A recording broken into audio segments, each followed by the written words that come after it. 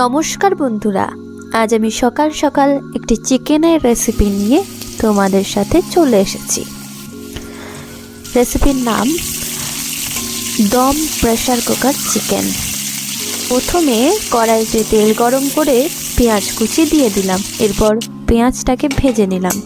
তারই মধ্যে গরম মশলা ফোড়ন দিয়ে একটু নেড়ে চেড়ে নিলাম। এরপর চিকেনগুলোকে আমি দিয়ে দিলাম। তারপর নাড়াচাড়া করতে লাগলাম। চিকেনটা একটু ভাজা ভাজা করে নিলাম। তারপর আমি অ্যাড করলাম আদা বাটা এবং একটি পেস্টের মধ্যে ছিল টমেটো, রসুন, পেঁয়াজ, কাঁচা লঙ্কা।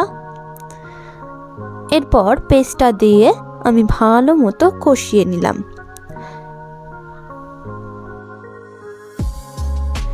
এরপর আমি অ্যাড করলাম ভেজে রাখা আলুগুলোকে আমি এর সাথে কষিয়ে নিলাম।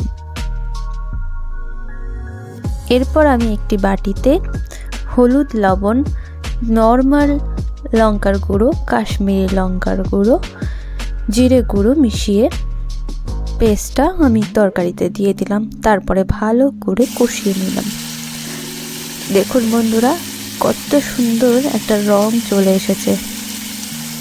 এরপর আমি আমার সেই স্পেশাল ভাজা মশলাটা দিয়ে দিলাম। তারপর আমি প্রেসার কুকারে মাংসটা ঢেলে দিলাম। একটু নাড়াচাড়া করার পর এর মধ্যে আমি খানিকটা গরম জল দিয়ে দিলাম।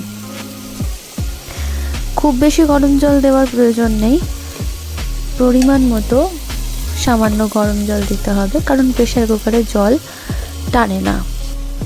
আলুটা গলার মতো একটু জল দিয়ে দিলাম।